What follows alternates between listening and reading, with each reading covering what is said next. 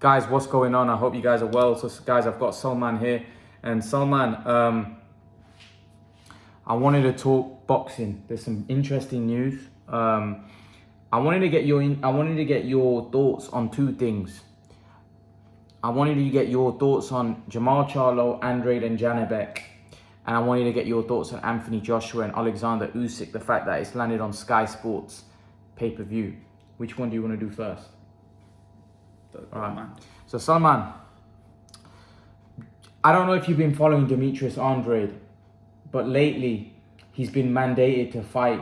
The WBO ordered him to fight Janibek, who is a very, very dangerous southpaw, a very, very dangerous fighter.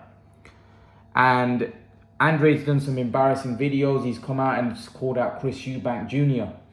and said, you know, you need to fight me, this, that, and the other. I don't know if you've seen the video. And now Jamal Charlo has come out. You know, although we don't know how credible it is because Charlo looked a bit like he was drunk or something. He didn't look right. He was kind of slurring in his speech. I don't know if he means it, but he's basically called out Demetrius Andrade. Now, Salman, Jamal Charlo is an undefeated 2-division world champion. Demetrius Andrade is an undefeated 2-division world champion. Demetrius Andrade's almost, I think he's 35 years of age. I think Charlo's early 30s. You know, both guys have very poor resumes. What is it that you want to see for Demetrius Andrade and Jamal Charlo? And what do you make of the Janibek situation? Because Janibek's waiting in the wings. And if Demetrius Andrade, he's been forced now to fight as mandatory in Janibek. And Janibek's a monster. You know, a lot of people think that Janibek would beat Andrade.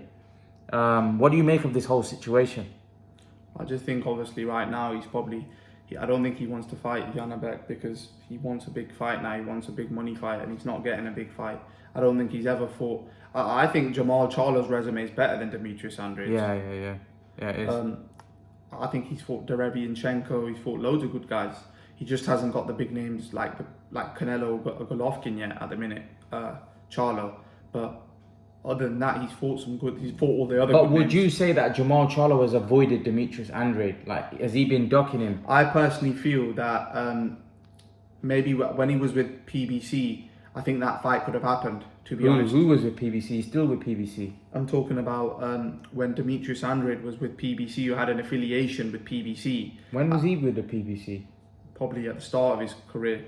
I'm not sure if he was or not, but that fight's obviously not going to happen because, you know, I don't feel that fight's going to happen because unless Demetrius Andrade is willing to fight on PBC, which I don't know. No, but here's the thing. Demetrius Andrade apparently is no longer with Eddie Hearn.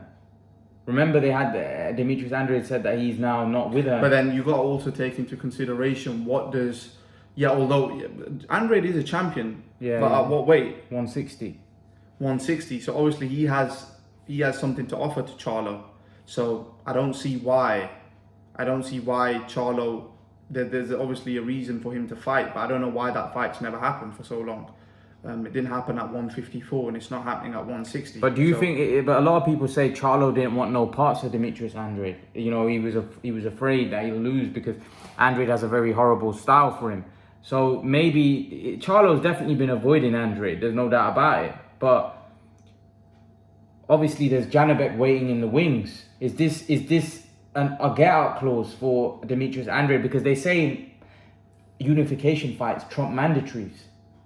But the WBO have ordered that Andrade has to negotiate with Janibek in the next 30 days. He's going to have to fight him. I just think Charlo, obviously, he doesn't want to fight any mandatories anymore. I think Andrade, he just doesn't want to fight any of his mandatories anymore. He just wants to fight a big fight. Here's the thing. Here's the problem. The mandatories that he's been fighting before were lower level fighters. Janibek is not a lower level fighter, and a lot of people think that Janibek beats Andrade. So the point I'm trying to say that it's a bit like Kell Brook fighting Jojo Dan and Kevin Bizier, and then when he was looking for Errol Spence, he was kind of looking a way out of it. It doesn't look good, you know what I mean? Because people are like, well, you fought all the poor mandatories, but now this guy's good. Why aren't you fighting him? Then he can either lose his belt or defend his belt. But if he loses his belt, do you think he's finished? Like, what does he do? He's finished. I think he's finished now with the belt. He doesn't get a big fight.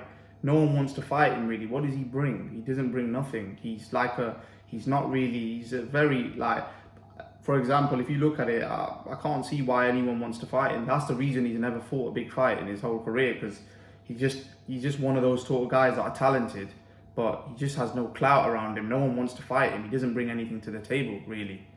But he's got a belt though. Shouldn't that be? I think he's going to get stripped, to be honest. I personally think that he'll end up fighting. If he's obviously he's not going to want to lose his belt, because that's the only thing he has. That if he doesn't have a belt, then no one's going to fight him. You know, even only the lower level guys coming up will probably want to fight him, and he doesn't want that. He wants to fight Canelo, and he wants to fight Charlo, but those guys ain't going to fight him. Those guys think that what's the point? We don't want to fight him. Like Charlo, he doesn't want to fight Andrade. He just wants to go straight Canelo Golovkin. But the thing is with Charlo, he's called out Andrade now, so he's calling out. He does this all the time. He's done this before as well. You know, he's like, these guys always do that, but it's just a load of smoke, really. Like, when are these fights gonna happen? Like, if they're gonna fight, like let's see it happen. Let's get it over the line. Who do you think wins that fight, Charlo or Andrade? Charlo at this point. I think Charlo's fought the better guys. I think Charlo's explosive, and I also think that Andrade, being 35, he's obviously a lot slower. He's slowed down a lot, and I don't think Andrade would beat Charlo at this point. I think Charlo also punches very hard as well.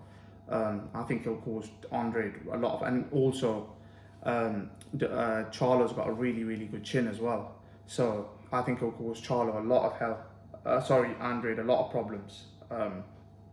Because Andrade would have to outbox Charlo, and I don't think Andrade's as good as like some of the guys he's fought, like Lara and stuff. Did he fight Lara, or was that the other one? No, he hasn't fought. Charlo's haven't fought Lara. Yeah, like Matt Korobov, I think he fought, which Matt Korobov gave him a horrible fight. Andrade is better than Korobov, way better than Korobov. And let's not get a lot of people thought that Korobov beat Charlo. Andrade is way better than Korobov. But he's 35. He didn't look that impressive against Liam Williams, to be honest, Andrade. Nor did the Eubank. Both of them looked terrible against him, and he was not like Liam Williams. But when you say that, Andrade won virtually every round. I think Jamal Charlo would pummel Liam Williams, like beat the brakes off him and knock him out as well. Although, yeah, Andrade, you know, he looked at times, he looked very drunk in that fight, like his legs were about to go when Liam Williams hit him. He just kind of scraped through that fight. Yeah. But there was a moment in the fight where he got wobbled. You know, I can't remember. But again, it was a pretty easy fight for him. It won every round. I just think that Jamal Charlo's way better than Liam Williams. No problem. I think Charlo is better. But he's got a lot more power. So, man, Jamal Charlo's not gonna beat Andrade on points. He's gonna have to knock him out. I don't know about that, because I think I don't rate Andrade that highly, where he's that slick like a Lara. I don't think like even Liam Williams won rounds against him. Must have done. You know, he had him all over the place at times. So, you know, if you're going like that against a fight like that, I don't think Liam Williams, unless he wasn't motivated for the fight, maybe 2 or 3 rounds, if that. You know, but remember, Andrade put him down as well. Yeah, I know, but if he wasn't, maybe he might have not been motivated for that fight. Maybe against Charlo, we might see a different version of Andrade that we don't know. Do you know what I mean? Yeah. Because he might have not been motivated, because it was just a mandatory defense. It was in the UK, I believe, as well. No, it was in America. It's just he probably wasn't even motivated for the Williams fight. So the thing is, obviously, until they get in the ring, we don't really know what Andrade's going to show up. Is there a chance that Andrade might be shot to bits because he's had a shoulder injury? He's been. No, I don't think he can beat Jamal. I don't think he can beat Jamal Charlo. To be honest, I think Jamal Charlo will be too much for him. To be honest, because Jamal Charlo's not. Jamal Charlo's he's a good fighter. You know, he's not one where he's going to get hit and go down like Liam Williams. No chance. And he punches very hard, and he's got very good timing as well. I don't think Demetrius Andrade gets hit a lot as well.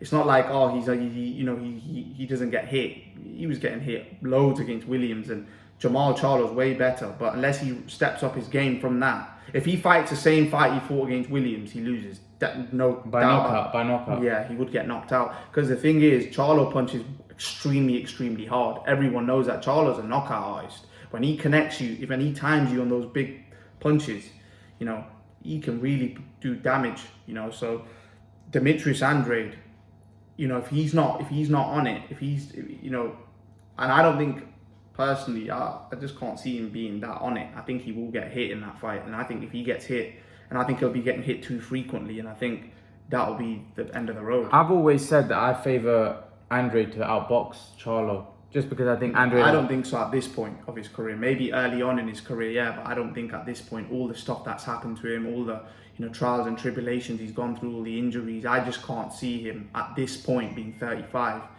to beat. I don't see him at this point beating Charlo. I just think Charlo's a lot more younger as well. You're saying Charlo's early 30. I just think what Demetrius Andrade's gone through, he's never been able to get a big fight for so long. I just think it's going to be one of those where might get the opportunity, but it will just pass him because he's probably past his prime now as well. His legs are not going to be as good. He's not going to be as fresh. So sometimes, his career's been a really poor career, really. He's not really got the big fights, and that's why he's, probably going drunk now as well, and he's just all over the place because he's thinking that what's my career come to? Like, I was such a talented amateur. I beat all these guys. Remember that video when he was fighting Keith Thurman, and he was beating the crap out of Keith Thurman? That's what I mean. He's probably thinking that those guys went on to become, unified, and where am I now? Like, no one even cares about me. So, as a sportsman, when you fight at a certain level in the amateurs, you're expected to achieve things in the pro, but he just hasn't ever got the opportunity. And I just think he's looking for a cash out now, to be honest. You think he's looking for a payday? He's looking for a payday. As much as people will say that, oh no, they're looking for a payday. At the end of the day, the people want to make money. He's 35 years old. Do you think that's why he doesn't want to fight Janibek? Yeah, because obviously it's a mandatory. He's not going to make as much. He wants money. He's 35 years old. His career's gone nowhere. He doesn't want legacy at 35 years old. 35-year-old, you're at the end of your career. How many more years is he going to go on for? He doesn't live the life, right? How long is he going to go on for? So he needs to fight the top guys now. He needs a chat. He was his best opponent was gonna be Billy Joe in 2018, and that didn't happen, which it wasn't his fault. But his careers. I just feel sorry for the guy because he's never really got the chance to prove it. And now when he's gonna get the chance, I think he's out of his prime now. To be honest, I don't think he's in his prime anymore. So he'll probably lose because he's 35 years old. 35. By 35, you should have achieved what you needed to achieve in the sport. Really, that's like at the back end of someone's career. But his career's never started really. It's just been all like fighting these lower level guys. Maybe his career will always be like that. He'll never get a top name. Salman, I remember I was speaking, to somebody that's a big fan of Andrade, Christian. You probably come across him. And he was saying that, Andrade's a 2-division world champion. But when you look at his legacy, even though he's a 2-division world champion, look at someone like Sergey Kovalev. People say Canelo avoided the Andrade fight. He avoided the Andrade fight and went up to and fight Kovalev at 175. Yeah. What's your take on that? Do you think Canelo avoided Demetrius Andrade? No. I'm sorry, but you can't compare Canelo and Demetrius Andrade. It's stupid, man. The guy would get knocked out against Canelo in 6 rounds, 7 rounds. The guy doesn't. Sorry, man, but it's just silly, isn't it? Canelo's an all-time great going in the Hall of Fame and stuff, and he's being compared to he knocked out Sergey Kovalev at 175. But people say Sergey Kovalev was washed up. Whether he was washed up or not, he's still better than Andrade at that point. Sergey Kovalev, a washed-up Sergey Kovalev is better than Demetrius Andrade. There's no problem. He's got more power. He's probably a better boxer. He's fought better fighters. He's better, in my opinion. That's a way harder fight. In my opinion, he wouldn't even I'm sorry, but listen, if he knocked Kovalev out, what would he do to Andrade? A guy Demetrius Andrade against a big, huge puncher will not be that durable. He will eventually get against Canelo pounding him to the body, he would stop Andrade.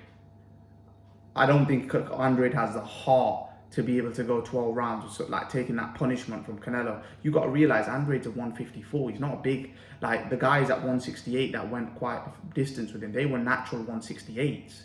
The guys that are natural 160s that moved up to one, they got knocked out, and Andrade would get knocked out against Canelo, no problem. I would be so confident with that. But Paulie Malignaggi said that he would pick Demetrius Andrade. He said not now, but in his prime, he said Demetrius Andrade would beat Canelo. He goes, he's got great fast feet, he's got fast hands, he's tall. But you know one thing, like these fighters say that, oh, he would have beaten Canelo, but on what's the yardstick when he was in his prime to say he would beat Canelo? Who did he fight like near, like on, you know, par of a Canelo to say that he would beat Canelo? Canelo's going down as an all-time great. So I disagree again, because the thing is, if he had fought Golovkin or someone, then you can say, all right, yeah, like how Danny Jacobs had fought Golovkin, there's a yardstick there. But who was, you know, Andre didn't even fight he's not even fought a Danny Jacobs where there's a yardstick. There's no yardstick, like, so we don't really know how good he was even in his prime, because even the guys he fought in his prime were really guys he was supposed to beat. When in his prime did he fight a guy, all right, yeah, it's supposed to be 50-50 this. So I disagree with Paulie. So man, let me move on and let's talk about Anthony Joshua. So man, Anthony Joshua is fighting Alexander Usyk on Sky Sports pay-per-view. It's £27, $26.95. They've upped the price. Obviously, with inflation now, everything's going up price-wise. What's your take on the fact that it's taken so long for them to get a broadcaster?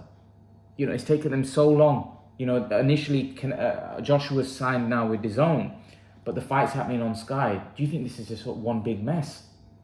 Yeah, I didn't understand it, to be honest. I thought he had pledged his long-term future with DAZN, but maybe this wasn't part of the contract. And obviously now, Sky's got the fight. But yeah, it's taken quite long to announce, to be honest, but it's only like 3 weeks left to the fight. So it needed to be announced. But to be honest, if you were to ask me, I would rather it be on Sky Sports. To be fair, in my opinion, that's just me. You know, do you think DAZN have that reach? Do you think DAZN have that reach? No, not on the level of Sky Sports. Why? Because I just don't think anyone watches DAZN to that sort of level. I don't think many, you know, Sky Sports has been around a long time.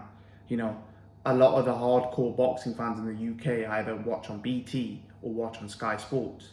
So it being on Sky Sports, I reckon they'll do bigger pay-per-view numbers as well. Yeah, I'd have to agree with that. But do you think Sky Sports has a bigger platform in terms of the way they can promote it? Sky Sports News, the fact that when there's a football Premier League game, they can push it on that as well. It's a bigger platform than DAZN. It's a way bigger platform than on DAZN. Than DAZN. DAZN's reach, you know, a lot of people say DAZN's been a failure in terms of boxing. They had obviously deep pockets, but we don't really know how successful DAZN. I don't personally think DAZN's done that great, but I don't think it's done that bad either. But it's not better than Sky Sports. Like the promotion, the way that, you know, it's just not better than Sky Sports coverage it makes you come out your seat sometimes. Like the way they commentate is it's just way better. I would prefer Sky Sports, certainly for Anthony Joshua. The way they built his career, right, has been second to none. Like I wouldn't, although, you know, Anthony Joshua isn't hard to promote. He's like a specimen. Like he's a superstar. You know, he would be promoted good anywhere, but the job Sky Sports have done with him, you can't take credit away from that. So do you think he's gone to DAZN just for the money then? Because obviously if you're saying that Sky Sports are better... Probably, yeah. They've probably been able to offer him a better deal than Sky Sports. Otherwise, wouldn't he rather stay with Sky Sports? And obviously Eddie Hearn's probably had a big hand in that as well. Because obviously Eddie Hearn he's got a long-term deal with DAZN, so he needs to bring big fighters. But the thing is, man, here's the thing. If it's a big risk though from DAZN, because Usyk probably beats Anthony Joshua in this rematch, right? So DAZN are paying him all this money, but will Anthony Joshua be a diminishing asset? I think so, to be honest. If he loses this fight, then obviously he could go on in the future then to lose to fighters that we wouldn't even expect him to lose to. And he's not going to be fighting, you know, lower level opposition. He's going to be fighting good competition. So there's a chance that he could lose even further. And then, you know, you're paying him all this money. And then obviously he might retire after. But this is what I'm saying. Anthony Joshua is now at the back end of his career. He's not at the start of his career. Start of his career, you would say, was 5, 6, 7 years ago. You know, now he's going to be a diminishing asset. He's not going to get any better, you know, so... But the point I'm trying to make is this, that Joshua, if he loses to Alexander Usyk, He's in the same situation as like Wilder, isn't it? Yeah, but all of his fights are going to be on pay-per-view on DAZN, right? Yeah. So, what fight can they do that will do huge pay-per-view numbers? Because I guess that's what DAZN want. The reason why they signed Joshua is because they felt they'll get a lot of subscribers. They'll get a lot of people joining, subscribing to their app. But if he loses to Alexander Usyk, Joshua's nowhere near as big anymore. Yeah, of course not, because obviously, that train that he built is obviously, a lot of people would have come off the hype, so of course. So how do you think they'll be spending money? Do you think he has to beat Usyk? I think he has to beat Usyk either way, for his career, for DAZN, for everything. If he loses this fight, he's stuck in the mud, really. Where does he go, really? He won't have the belts. Fury isn't going to fight him because he's lost. Fury's not gonna fight a guy that's lost his last two fights. The only fight that would make sense then is Anthony Joshua v Wilder. But I can't see that ever happening though. I just think that's not gonna. I see the Tyson Fury fight more of a probable fight than the Wilder. I just don't think the Wilder Joshua. It's just gonna be too hard with negotiations. They want a certain amount of money, and that's never gonna happen. Certainly with Eddie Hearn doesn't even get on with those PBC lots, so he ain't gonna make the fight. That fight's near enough impossible unless Wilder comes to Eddie Hearn. That's the only way I can see the fight. Or Joshua goes on and fights at Showtime, which he's not gonna do. He's got a long-term deal with DAZN, so if that fight's no chance. I can't. I see other fights that are more realistic, to be honest, than that fight. If that fight should have happened ages ago. That fight should have happened 4 years ago. When Joshua beat Parker, then it should have happened. I don't know why it didn't happen, and that's why none of them are undisputed. Never became undisputed because that fight never happened. I don't know why, but it robbed the fans though. That's a fight that we'll never be able to get to see. That was a fantasy fight. That was the biggest fight in world boxing at that point 4 years ago when Fury was retired and Fury was nowhere, and it didn't happen, which is stupid. It's so stupid, but that's the problem. We're never going to get these fights. Never ever, and that was a massive fight as well. But I don't know. Yeah, Joshua definitely has to. He's got to win this fight. If he loses his fight, his career, you've got to say, if you want to be realistic and be honest to yourself. So what do you make of the price? £27. As you said, inflation, all of that, it was bound to go up. It ain't going to come any more down. They've got to make some profit. Everything's going up. All the cost of the show, cost of running it, it's going to cost more. So of course, they've got to put it at a point where they're going to make money. Some people thought it'd be 30 quid. Exactly. So it's better than nothing. So the people that are going to pay for it are going to pay for it because it's Anthony Joshua. What chance do you give him in the fight?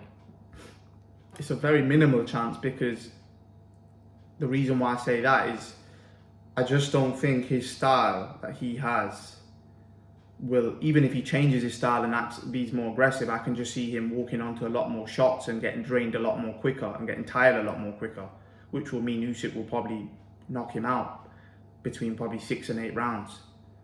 So the only chance I really give him is if, just say Joshua lands a punch on him or lands an elbow on him and Usyk gets cut really badly and blood starts streaming in his eye, like how Lennox Lewis beat Klitschko. It'd have to be something like that for him to win this fight. Otherwise, it's a mountain really, because Usyk's not there to be hit. So even if you try to land haymakers, you've got to be able to land the haymakers. So it's easier said than done. When the guy's not there to be hit, it's a lot harder than certain styles like Chisora, for example. He gave Usyk a way harder fight than what Joshua did, because obviously Chisora's style was a lot more better than Joshua in terms of fighting Usyk, but overall you wouldn't say Chisora is a better fighter than Joshua. But it's just styles make fights, and obviously that style might just be too much. But if he can't pull, the thing is, he's got to be a heavyweight in this fight. He's got to try get the fight close. And let's be honest, Usyk can be hit. It's not like he's a Floyd Mayweather where you just can't even hit the guy. Usyk was hitting the fight against Joshua the first time, but Joshua wasn't doing enough. He was hitting him, but he needs to be more mean in there. He needs to be more mean. But maybe, I don't know, maybe he was trying to be conservative. Maybe he got the wrong instructions in the corner. But one thing I will say in this fight, Robert Garcia, if Joshua is losing the fight or down on the points, he's not going to say, great boxing. That's for sure. That's one thing I know, which is good. Because I would rather Joshua go out on a shield than his corner coming back, oh, great boxing, get behind the jab just how you are. Because Robert Garcia will tell him how it is. He's a sort of trainer that is going to tell Joshua the right advice and how the fight's actually going. And that's what he needs in this fight. He needs a reality check, you know. And I think he's obviously, in this camp, everyone knows he's obviously prepared for a knockout, because, you know, he's not going to fight the way he did last time, because it would be foolish. You know, if he fights the way he did last time, then he clearly hasn't learned from his mistake.